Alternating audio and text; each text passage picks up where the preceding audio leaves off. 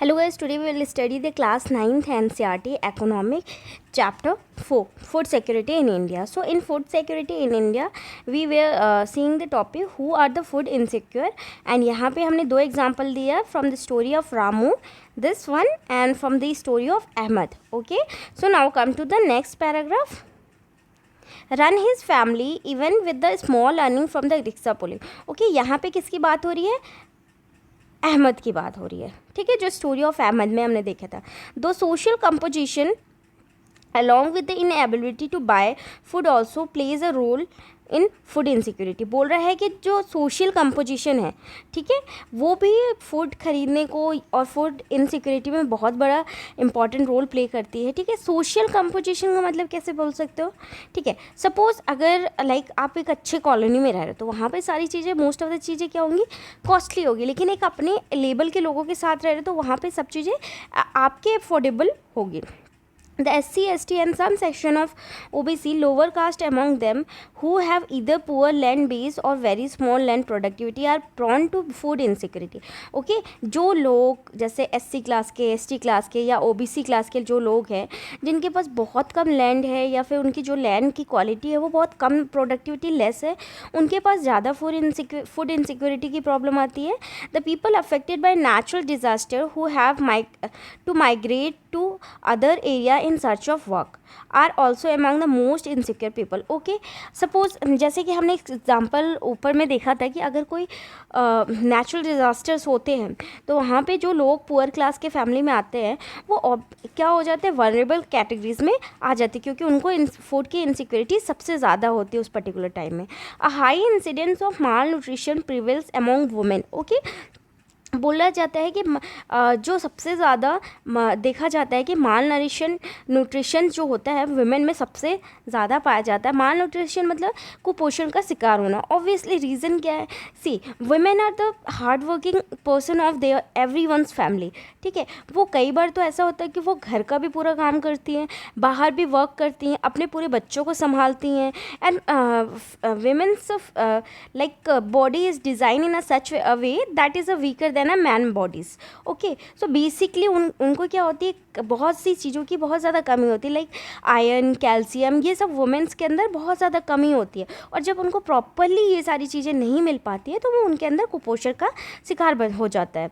This is a matter of serious concern as it puts even the unborn baby at a risk of malnutrition. Okay, sometimes what happen कि suppose हम lady who has been being patient of malnutrition, ठीक है, वो माल nutrition का शिकार बन चुकी है और वो एक बेबी को बर्थ देने जा रही है, तो उससे क्या होता है कि जो बेबी आएगा उस बेबी को भी इसका इफेक्ट हो जाता है. A large proportion of pregnant and nourishing mothers and children under the age of 5 years constitute an important segment of the food insecure population. Okay, अगर बोला जाता है कि बहुत जो लार्ज एरिया ऑफ मदर होती हैं, प्रेग्नेंट वुमेन, ठीक है, और जो मदर या फिर बच्चों को संभाल रही हैं, ठीक है, जिनके बच्चे 5 साल से छोटे हैं, वो ज़्यादातर कुपोषण का शिकार होती हैं. ठीक है, हम यहाँ पे देखते हैं बॉक्स में एक दिया है. According to national health and family survey 1998 to 1999 the number of such women and childrens approximately is 11 crore. Okay, आप देख सकते हैं national health and family survey, एक सर्वे किया जाता है गवर्नमेंट के द्वारा. आपको यहाँ पे ये पता करना है और मुझे भी बताना है कि नेशनल हेल्थ फैमिली सर्वे कौन से बॉडी के द्वारा किया जाता है. ठीक है, और ये अगर 1998 का डेटा देखें 1990 तक, तो वहाँ पे 11 करोड़ वुमेन्स एंड चिल्ड्रन इससे affected थे. The food insecure people are disproportionately large in some regions of country such as economically backward state with the high incidence of poverty, tribal, remote area region more prone to natural disaster etc. Okay, क्या बोल रहा है कि जो food insecure people होते हैं वो basically disproportionate होते हैं some large area में. मतलब ऐसा बोल सकते हैं कि मान के चलो जहाँ पे economic development ज़्यादा है वहाँ पे ऐसे तो लोग होंगे नहीं कि जो खाना अफोर्ड नहीं कर पाए. ये कहाँ पे ज़्यादा होते हैं? जहाँ पे इकोनॉमिकली बैकवर्ड क्लासेस रहती हो, ठीक है, पॉवर्टी ऑलरेडी वहाँ पे हो, ट्राइबल लोग रहते होंगे, रिमोट एरिया रहता होगा, या फिर वहाँ के लोग नेचुरल डिजास्टर से अफेक्ट होंगे. यहाँ पे हम in fact the states of Uttar Pradesh, eastern and southern east part, Uttar Pradesh का जो ईस्टर्न और सदर्न ईस्टर्न पार्ट है, और Bihar, Jharkhand, Orissa, West Bengal, Chhattisgarh and some parts of Madhya Pradesh and Maharashtra account for the largest number of food insecure people in the country. एक तरह से हम ये बोल सकते हैं कि ये जो एरियाज स्टेट के नाम दिए गए हैं, मध्य प्रदेश, बिहार, झारखंड, उड़ीसा, उत्तर प्रदेश, महाराष्ट्र, वेस्ट बंगाल, यहाँ पे बहुत से एरिया में ऐसे लोग रहते हैं जो कि पुअर कैटेगरी के अंडर आते हैं, पॉवर्टी लाइन के अंडर आते हैं। एंड इवन रीज़न यहाँ पे ये भी बोला जाता है कि यहाँ के लोग बहुत ज़्यादा अनएडुकेटेड हैं, और वो एक बहुत बड़ा फैक्टर प्ले करता है। अभी गवर्नमेंट ने एक स्कीम निकाली थी बीमारू करके, ठीक है, तो बीमारू करके उसमें जो बीमारू स्टेट थे, ठीक है, तो उसमें ये सारे स्टेट इंक्लूड है। बी से बिहार था, ठीक है, और एम से मध्य प्रदेश था, और उड़ीसा था, उसमें उत्तर प्रदेश था, ठीक है, और राजस्थान भी था। तो ऐसे उस स्कीम को आपको इससे को रिलेट करना है कि क्यों इनका नाम बीमारू उसमें आया है। Hunger is another aspect indicating food insecurity. Okay, hunger एक बहुत बड़ा एस्पेक्ट है जो कि फूड इनसिक्योरिटी को इंडिकेट।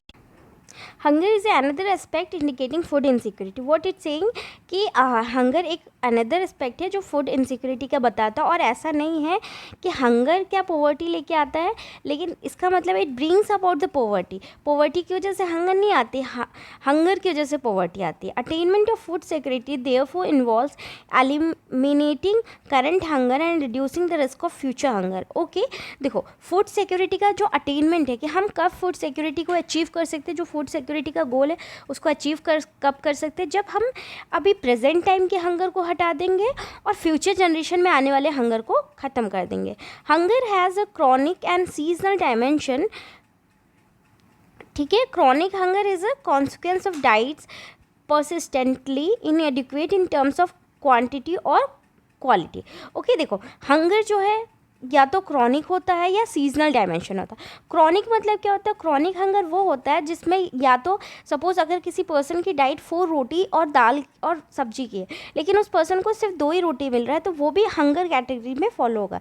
या तो उसको जो दाल मिल रही है उसकी न्यूट्रिशन क्वालिटी उतनी ज़्यादा नहीं है जितनी होनी चाहिए, तो ये क्रॉनिक हंगर के अंदर आएगा। Poor people suffer from the chronic hunger because of their very low income and turn inability to buy food even for survival. Okay, बोल रहा है कि जो गरीब लोग होते हैं, ऑब्वियसली ये तो कॉमन सेंस है, people who are rich they are able to afford, तो ऑब्वियसली प्योर पीपल ही क्या बोलते हैं, क्रॉनिक हंगर के शिकार होंगे क्योंकि उनकी इनकम बहुत कम होती है और वो खरीद नहीं सकते। Seasonal hunger is related to the cycles of food growing and harvesting, ठीक है। जैसा कि मैंने आपको बताया था, सीजनल हंगर क्या होता है, वो डिपेंड करता है कि प्रोडक्शन कितना हो रहा है क्रॉप का।